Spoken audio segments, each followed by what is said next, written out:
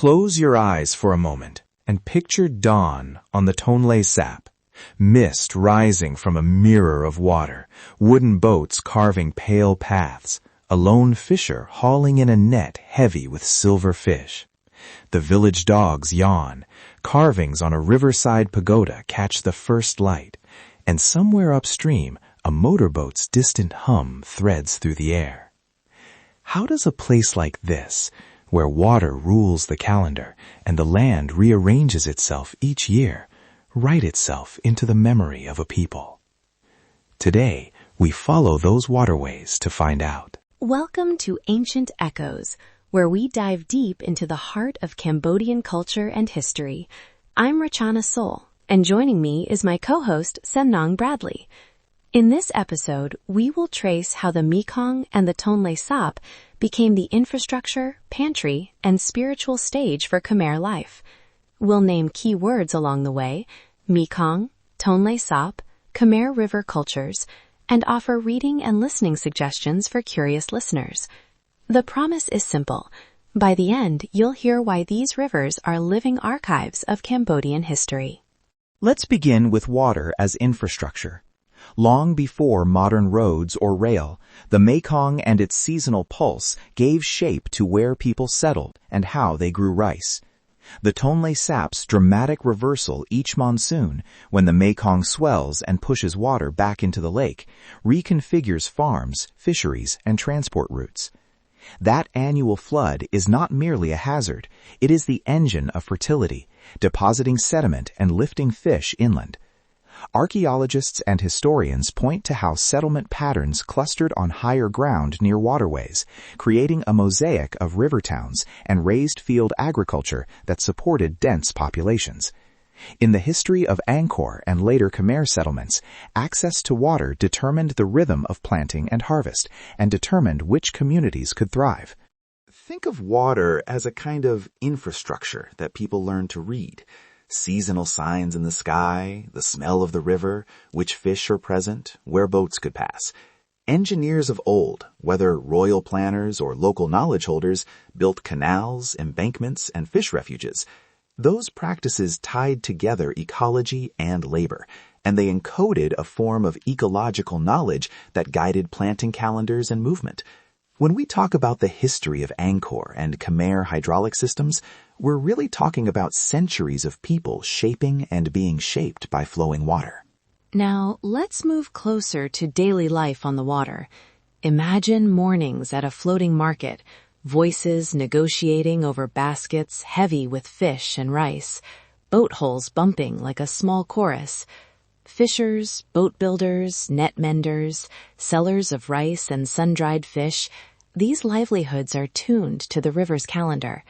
Craftspeople shaped boats to specific uses: narrow, graceful boats for speed between villages, broader hulls for cargo and markets.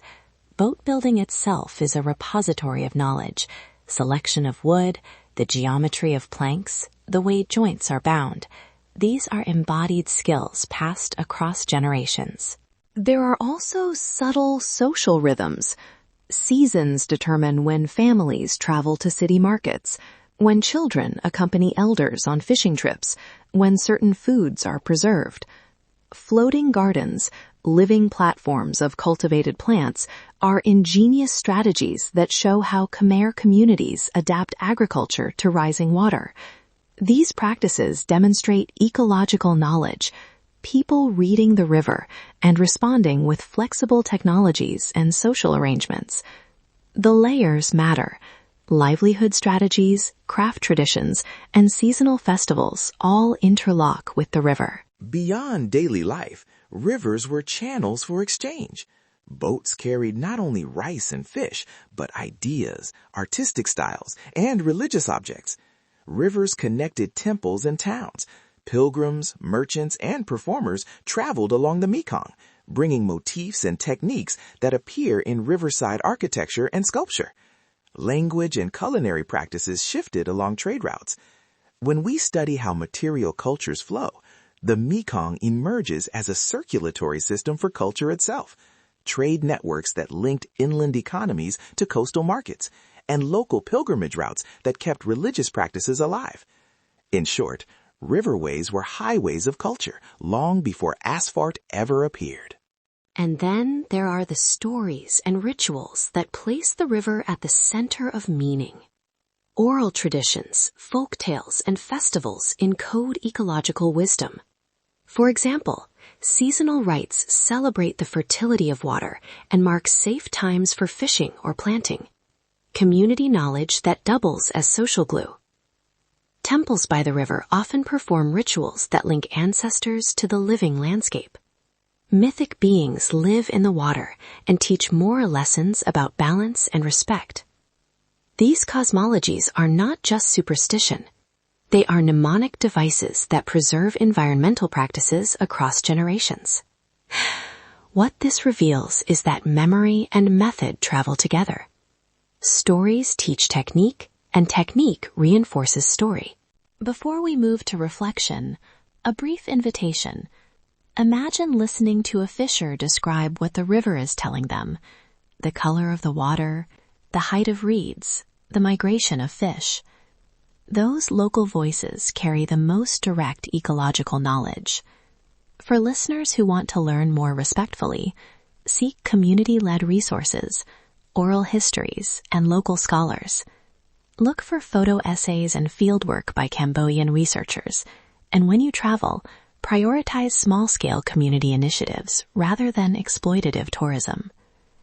The pattern shows us that ethical curiosity amplifies local stewardship rather than replacing it. Let's recap the river's lessons. The Mekong and Tonle Sap are infrastructure, pantry, and stage.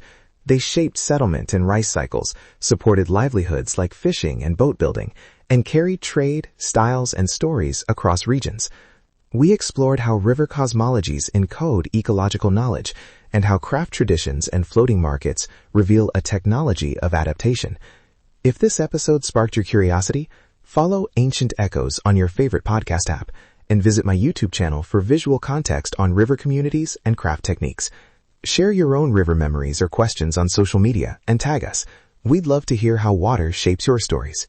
That brings us to the end of this episode of Ancient Echoes.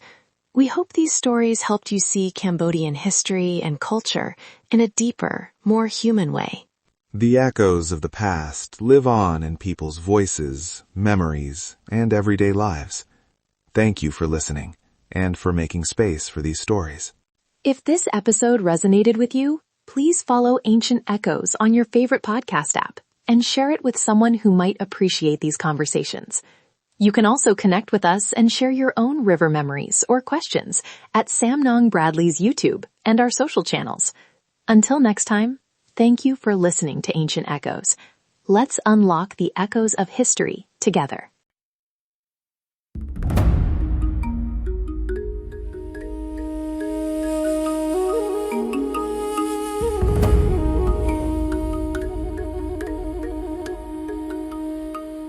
In the quiet of night, I whispered my plea, holding her close, hoping for her decree.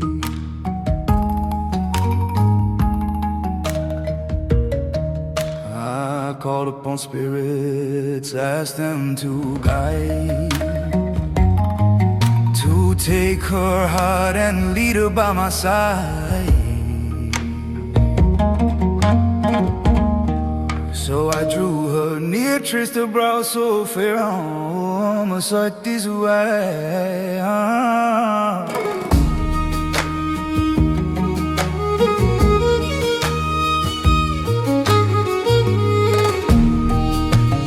Warm, sacred power, swai, mighty spirit awakened. By the master's right, let her heart be gently taken. Let her follow me now by vow and by sign. I hear these words, oh teacher, witness this plea. Oh, my sacred power, swai. Oh, oh, oh.